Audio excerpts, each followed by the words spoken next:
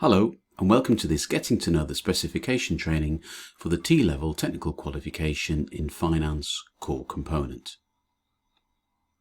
In this video we will provide you with an overview of the T-Level Technical Qualification in Finance structure and take a high-level look at the core component content and the core component assessments. This slide contains an overview of the Technical Qualification, or TQ for short. The TQ is split into two components, the core and the occupational specialism.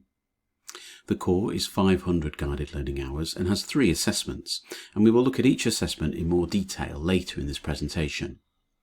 There are 4 occupational specialisms: Retail and Commercial Banking Analyst, Investment Banking and Asset and Wealth Management Analyst, Insurance Practitioner, and Financial Compliance and Risk Analyst. Each occupational specialism is 600 guided learning hours and is assessed through an occupational specialist project. For this particular TQ, your students must undertake the core component and one of the occupational specialisms. How your students select their occupational specialism will depend on you and your senior leadership team. You may only offer one specialism, perhaps due to teaching expertise, resources, or access to industry placements and progression. Therefore, your students will only have one choice. If you do offer more than one specialism, how your students choose is again down to you. It may be part of their induction week or before you register them onto the TQ, or you may allow a greater degree of flexibility. However, it's important to note that your students must be registered onto their final choice of occupational specialism by the end of their first academic year on programme. The core and occupational specialist components can be delivered however you feel is best for your students, their integration of their industry placements, and access to the expertise and resources available at your centre. For example, you could deliver the core in Year 1 and the occupational specialism in Year 2, or you could offer both components at the same time or in a staggered manner, so the core starts first and then some dual teaching, finally finishing off with the occupational specialism. The choice is up to you, and for more information on delivery, please make sure you attend our Getting Ready to Teach events. In total, there are 14 elements within the content of the core component. Elements 1 to 12 have the same title across finance and accounting, but they are expanded differently to focus more on the TQ in question. This will enable some element of co-teaching across the T-level in finance and the T-level in accounting. Elements 13 and 14 focus on finance and act as a forerunner to the occupational specialism. You can teach the content in any combination or order that works for you and your students. However, we would recommend that elements are delivered holistically to make the most of the teaching opportunities. Core component content. Each element acts as a title. For example, here is element 1, the business environment. The content for the element is then divided into sub-elements. These sub-elements expand on the title to show the areas that you need to teach. So here, 1.1, 1.2 and 1.6 are all examples of the sub-elements of element 1, the business environment. The size of the element and the number of sub-elements will vary. The size of each element depends on how much your students will need to know for that topic area. As a rough guide, the larger the element, the more time should be spent teaching that area, and the greater the amount of assessments there will be.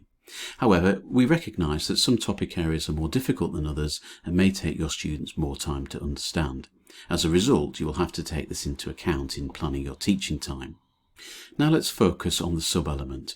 In this example, the sub-element is 1.5, the role of government in controlling and directing the economy. Each sub-element is expanded further.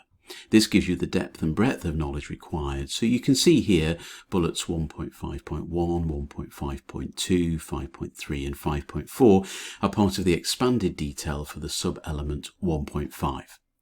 These bullets may contain a list of factors or further expansion, seen here on bullet 1.5.4, which has 2 further expansion bullets. Together they form the content of the sub-element. The sub-element, seen here as 1.3, the responsibilities of corporate governance within an organisation, and as 10.3, principles of data analytics and its use to support decision-making in the financial professions, are rider statements. The rider sits above the expanded content and is either a title for what is to come, or it affects and needs to be applied to the expanded content.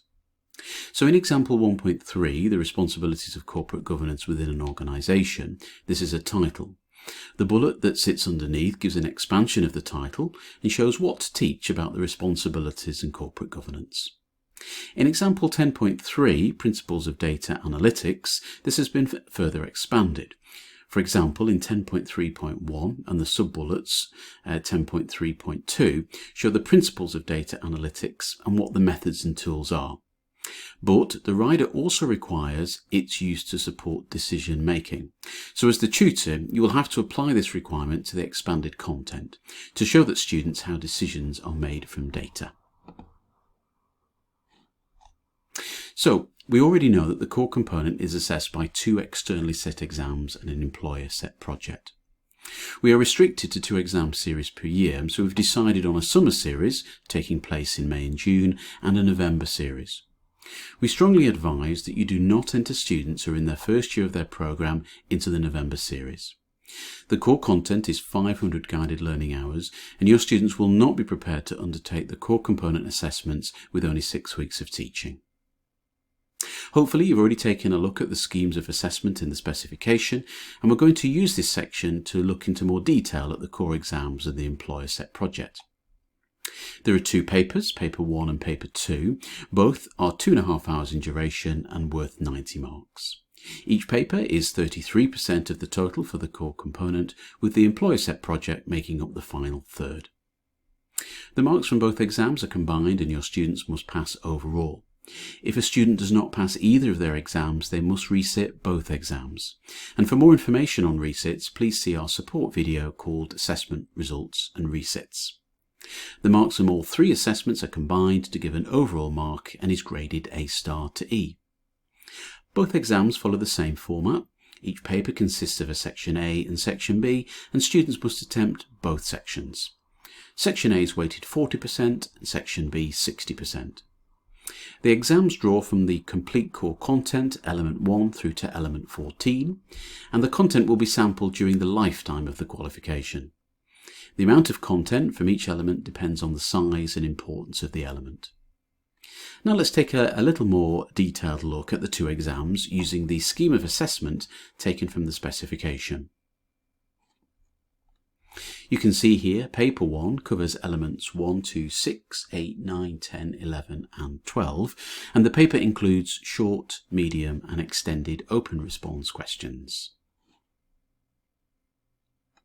Paper 2 covers elements 3, 4, 5, 7, 13 and 14. Elements 13 and 14 are the specialist core knowledge and understanding for the finance technical qualification. Like paper 1, paper 2 also includes short, medium and extended open response questions. The Employer Set Project, or ESP for short, is the 3rd assessment for the core component. It's worth 33% of the overall core component and worth 90 marks. The outcome of this assessment gets added to the core exams to create the overall grade for the core component. If a student passes the core exams but fails the Employer Set Project, then they only have to resit the ESP. And again, please see our video on assessment, results and resits for further information. The ESP is made up of 5 tasks, and each has a specific duration of time allocated to it, with a total of 14.5 hours. The assessment window is set by Pearson, and we will look at how assessments are scheduled within the window in a few slides' time. The ESP draws synoptically from the core content and is based around skills. It's assessed via a set of assessment objectives, and we'll look at those on the next slide. When responding to the project, your students will need to draw on naturally occurring synopticity from the common core content and the specialist pathway content in elements 13 and 14. Your students will be given a realistic set of scenarios and work to complete as part of the project, and the format and structure of the ESP will remain the same over the lifetime of the qualification. What will change is the scenarios context and the activities within them. All students will take the same ESP in the assessment series. There is no provider adaptation permitted on the project. As previously mentioned, the Employer Set Project draws synoptically from the content and is based around core skills. It's assessed through a set of assessment objectives as demonstrated on this slide.